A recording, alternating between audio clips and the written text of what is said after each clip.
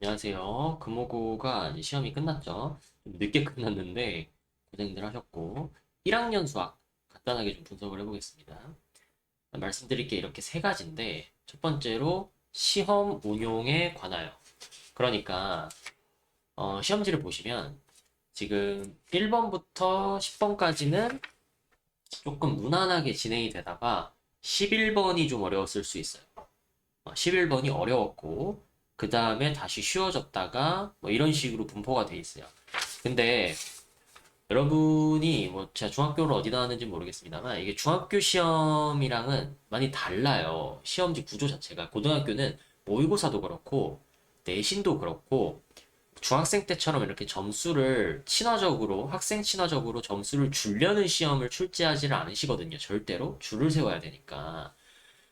그래서 난이도가 높은 문제가 있을 수밖에 없고 100점은 없도록 출제를 하고요.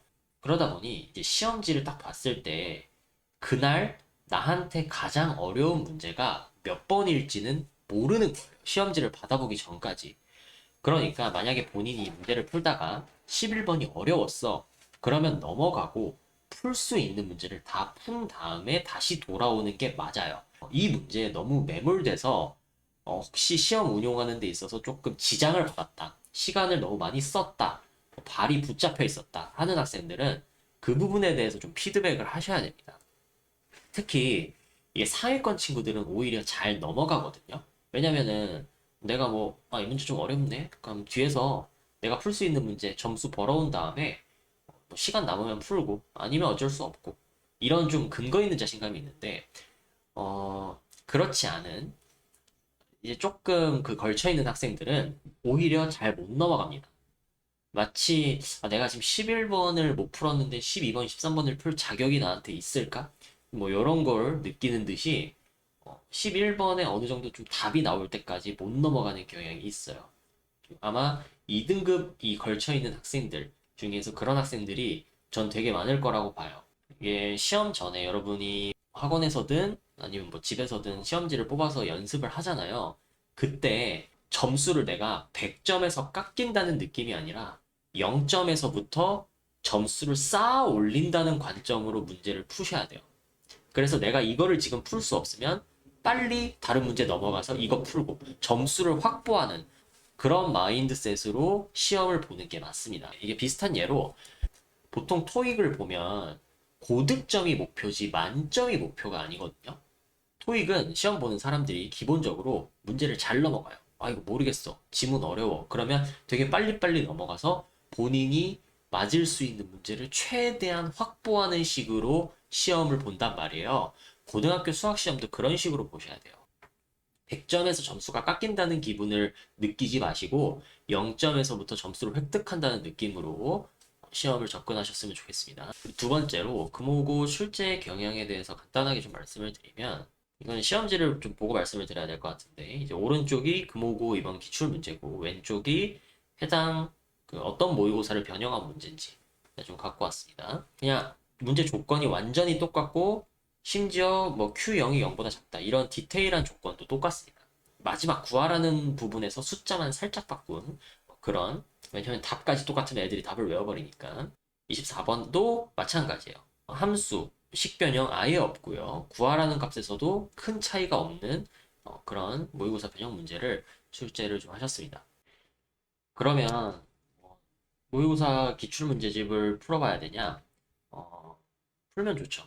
풀 수 있으면 당연히 좋은 겁니다. 그건 좋은데 이게 나중에 여러분이 뭐 지금도 그런 말을 쓰는지는 모르겠지만 내신스럽다라는 말이 있고 평가원스럽다는 말을 많이 해요, 학생들이. 저도 하지만 다시 말해서 뭔가 출제 경향이 조금 모의고사에 가까우면은 이제 평가원스럽다, 모의고사스럽다 이런 말을 좀 하고, 이제 그렇지 않으면 뭔가 이제 뭐 지저분한 계산이 많고 뭐 소위 말해서 좀 피지컬을 많이 요구하고 그러면은 내신스럽다 이런 식으로 표현을 많이들 하는데, 그러면 평가원스러운 시험지냐 하면은 그렇진 않습니다. 그냥 이쪽에 좀 더 가깝다고 봐요. 그래서 여러분이 기출문제집을 풀 수 있는 능력이 되면 당연히 풀면 좋죠. 도움이 크게 됩니다. 근데 그렇지 않아. 만약에 내가 유형 문제집 한 권 푸는데도 힘들어. 그러면 그냥 맥시멈 고쟁이 정도로만 푸시면 돼요. 이거는 고쟁이 위로는 올라갈 필요가 없는 시험지예요. 이 정도는. 그래서 본인이 고쟁이를 만약에 공부를 했는데 시험이 좀 어렵게 느껴졌다 한다면 더 많이 봤어야 됩니다. 더 많은 반복을 했어야 되는 거예요. 그리고 마지막으로 2등급 언저리 학생들. 이 친구들은 좀 막막하다는 느낌이 들 수 있어요. 그러니까 본인이 공부는 공부대로 열심히 하고 양치기도 좀 한 것 같은데 아마 제일 고민이 많을 것 같거든요. 이 친구들한테 좀 해주고 싶은 말은 공부를 할 때 답이 맞고 틀리고에 신경을 쓰면 안 돼요. 여러분들은 답은 잘 내. 보통 문제집을 풀면 뭐 한 80%는 맞아. 답은 잘 내는데 이제 뭐 여러분 선생님이나 아니면 뭐 과외를 받거나 할 거 아니에요. 그 선생님이 풀어주는 풀이를 정확히 모방하려고 노력을 하셔야 돼요. 그걸 내 걸로 만들려고 노력을 하셔야 돼. 제가 이거 예시를 좀 보여드릴게요. 예시를 보여드리려고 두 문제를 갖고 왔는데 제가 이제 좀 시간이 좀 없어가지고 17번은 죄송해요. 패스하고 22번에 대해서만 좀 말씀을 드리겠습니다. 그러니까 구하라는 걸 봐봐요. 구하라는 게 이 값이야. 그리고 선지를 봐봐. 선지를. 선지를 보면 어때요? 결국 실수 부분과 허수 부분을 구하라는 문제인데 실수 부분이 다 다르죠. 그럼 이런 문제는 실수 부분만 계산을 하는 거예요. P1은 I 더하기 1이잖아요. 그러면 실수 부분은 1이죠. 그러니까 이 값은 그냥 4예요. P2는 i제곱 더하기 2죠. 그러면 1이죠. 그러니까 얘 실수 부분은 1이니까 4 곱하면 4예요. P3은 i 세제곱 더하기 3이죠. 그럼 역은 실수 부분에 영향을 안 준단 말이야. 그러니까 그냥 3이야, 실수 부분이. 그래서 9야. P4는 i 4제곱 더하기 4니까 5야. 그래서 2 곱하면 10이야. 그리고 마지막으로 같은 방법으로 하면 5야. 그래서 이걸 다 더하면요. 15, 24, 28, 32가 나오죠. 그래서 답이 4번밖에 없어요. 그래서 제가 여기다가 지금 쓴 내용들은 다 머릿속으로 그냥 암산 가능한 내용이잖아요. 제 시험지에는 이거밖에 없습니다. 풀이가 이렇게 두 줄.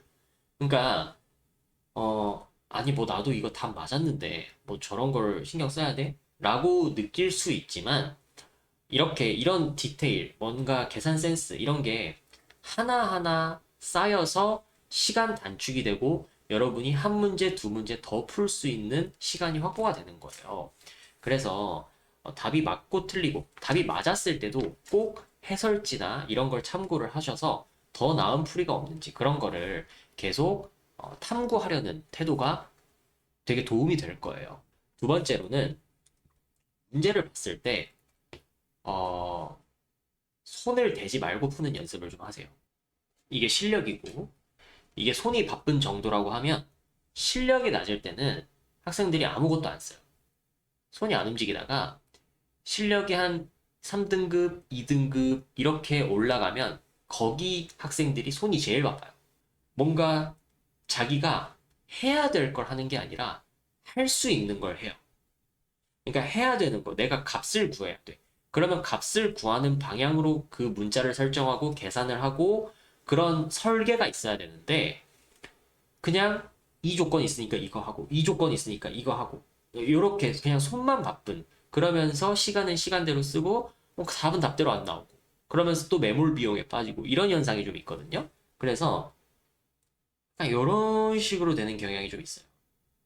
실력이 쌓이면 오히려 이렇게 잠자코 보고 있죠, 문제를. 그러니까 여러분이 지금 만약에 여기쯤에 있다면 이쪽으로 넘어가는 훈련을 의도적으로 하셔야 돼요. 그러니까 문제를 보고 내가 이 조건이 있으니까 뭘 할 거고 구하라는 게 이거니까 그 답을 구하는 그 과정까지 논리적인 그 흐름이 이렇게 되겠구나. 그거를 예상을 하면서 푸는 거예요. 견적을 내면서. 그래서 문제를 봤을 때 손 먼저 가는 거 당연히 좋죠. 내신 시험에서 그렇게 돼야 돼요. 문제 푸는 기계가 돼야 돼요. 시험장에서는. 근데 그 전에 여러분이 시험장에서 뭔가 눈앞이 하얘지는 경험 이런 걸 안 하려면 문제를 보고 천천히 읽고 차분하게 설계하는 연습을 좀 하셔야 된다라는 말씀을 좀 드리고 싶습니다. 정리하자면 이렇게 세 가지를 말씀을 드렸는데요. 첫 번째로 시험 운용에 관하여.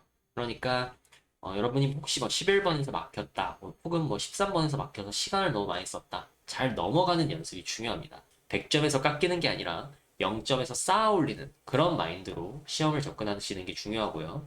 두 번째로 출제 경향.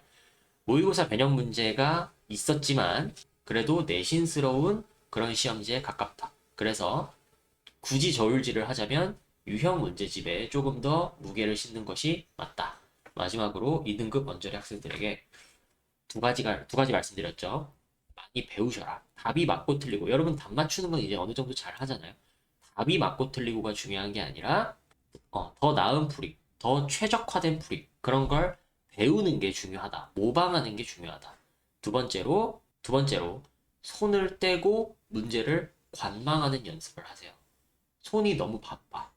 손을 떼고 천천히 고민해서 본인이 문제 처음부터 끝까지 어떻게 설계할지 고민해보고 그 설계도를 따라가보는 연습을 하세요. 그래야 시험장에서도 침착하게 이 문제가 나한테 요구하는 것, 그걸 파악하고 그 요구하는 것에 맞춰서 문제 접근을 할 수가 있겠습니다. 네, 시험 보느라 고생들 하셨고, 여기까지 하겠습니다.